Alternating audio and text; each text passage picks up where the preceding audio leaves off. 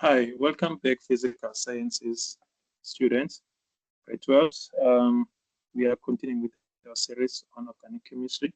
So on this video, guys, we're going to be discussing how to test to differentiate between saturated hydrocarbons and also unsaturated hydrocarbons.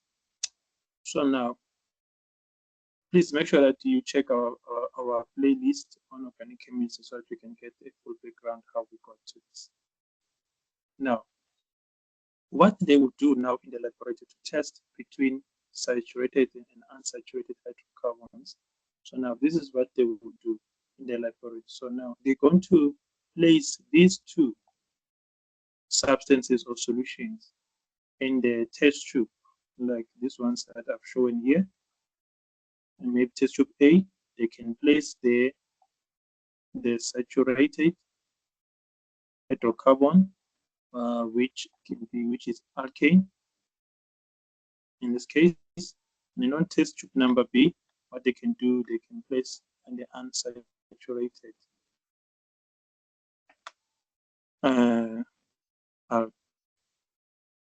those one are alkenes or can be alkynes. So this is what they're going to do. And then when they place or when they pour these two substances, in that case, remember they are both these two unknown. They don't know which one is carrying alkane or alkene. So, but they just want to perform a test to determine between this test tube which one is an alkane, which one is an alkene, or which one is saturated or which one is unsaturated. So now what they're going to do, they're going to mix this test tube with bromine. They're going to react it with what? With bromine, or they can use potassium permanganate. So they can use those two substances to test or if the solution between A and B in this test tube, it is saturated or unsaturated. So now how do they carry out that experiment now therefore? So now they are going to observe the color change on these two test tubes. So now what they're going to do when after mixing this solution that's unknown with bromine, which has a color brown. So if the brown color vanishes immediately, if the brown color that you see here vanishes immediately, now what does it tell you about that unknown solution? What does it tell you about that unknown solution? It tells you that the unknown solution, it is what? It is unsaturated. So if it's unsaturated, therefore we know that in that test tube, there will be what? An alkene or alkyne. Now, in the other results, what you're going to experience is will be after pouring in a bromine inside, and the color, it does not disappear immediately. It does not disappear immediately. So at some point, it has to be exposed to the sun so that the color can disappear. So if it does not disappear immediately, so what does it tell us about that solution? It tells us that solution it is saturated. The solution is saturated, and if it's saturated in that test tube, definitely you're going to have an alkane. So now, how do they ask this question in an examination? Now let's look at an example here. So in this example, it says the letters A and B in the table below represent two organic compounds. So these are organic compounds. So I'm not going to focus much on the naming of this one. We're going to discuss it on the next stage of our series. So just I want you to look at the basic things that will help us to understand if any of these two are saturated or unsaturated. So now, if you look at the structure, there is the presence of single bonds all over this structure here. There's only presence of single bonds. So by therefore, we can say this compound that we are looking at A, it is an alkane. It is an alkane. If it's an alkane, therefore we are safe. We are safe to say that this is saturated. That means compound A, it is saturated.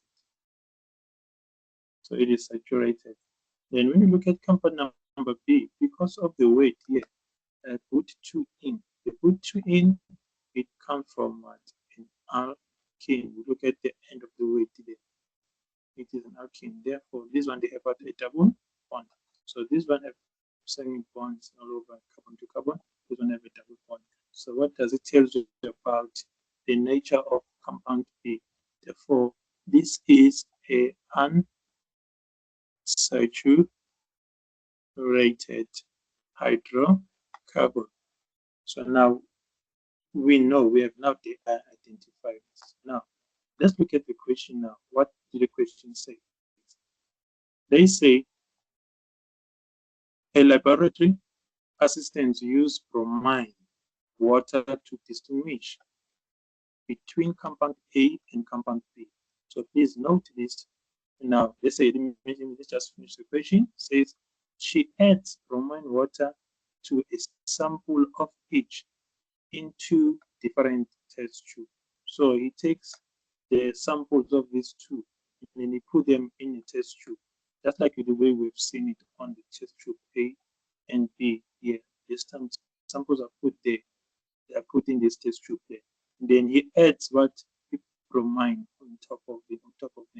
Now, what does it do then? Therefore, what does it do then with this?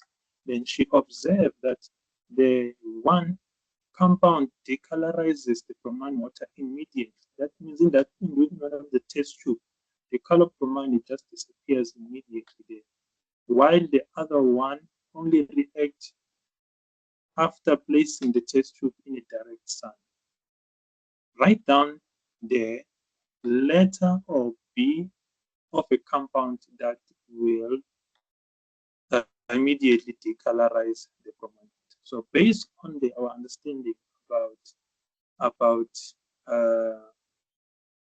the unsaturated here, we have already said that if you add bromine and the brown color of bromine it vanishes immediately. So they tells you about the solution. The solution which is there is going to be unsaturated. Unsaturated therefore is going to be alkene or an alkyne. So therefore, if we look at this compound here, definitely we know the alkene is compound number B. So therefore, which one of the letters therefore is going to decolorize this immediately? Therefore, we're expecting the answer here to be compound number B. Now, 1.2 says, name the type of reaction that takes place in the test tube containing compound A. So compound A, it is the one that is saturated, whereby it does not decolorize this. It does not decolorize this bromine immediately. So what type of reaction that is taking place there? We want to discuss the organic reactions later on. But for now, let's just answer this one.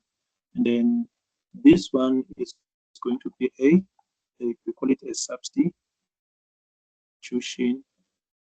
reaction. So it's going to be a substitution reaction on compound B, But whereby on compound number B, the reaction that's taking place there is called a addition reaction, the one that happens immediately, that changes the color immediately. Now let's move on to compound.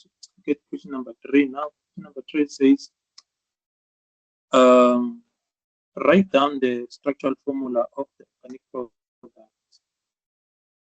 formed in test tube containing compound B.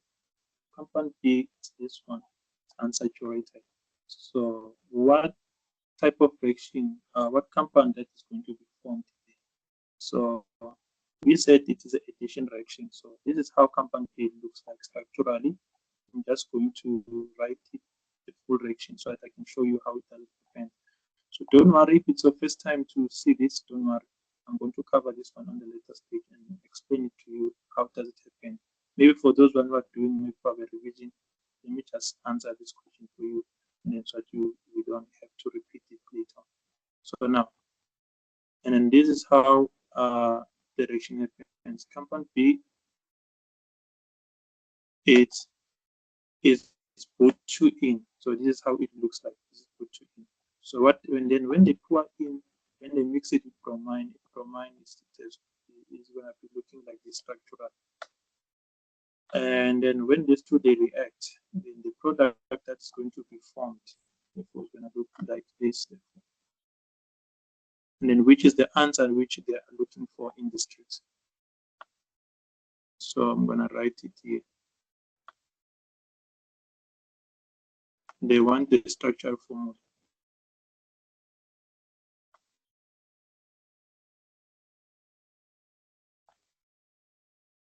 So this is how, this is what they're looking for. The answer that in this case, in this question that they're looking for is this one. They say, write down the structural formula of organic products formed in the test tube containing compound B. So this is the product that is formed in the, which if we write it, the name of this one is going to be 2, 3 dash, and then we say di bromo, and then now we say butane. So it's no longer butane. So this one, it was put 2 in. So now when the bromine cycles in this site of the carbons, the double bond breaks, and then now we have a single bond, so no longer the double bond. So now it becomes what a butane. So that would be the name, but they're not looking for the IUPAC name. That's what they say they want the structural formula. So this is what they want. So this would be the answer. So thank you very much, guys, and that's the end of this session. And meet you next time. Make sure that, guys, you like and subscribe if you enjoyed or you like what we are doing here, and also share it with your fellow students. Thank you very much.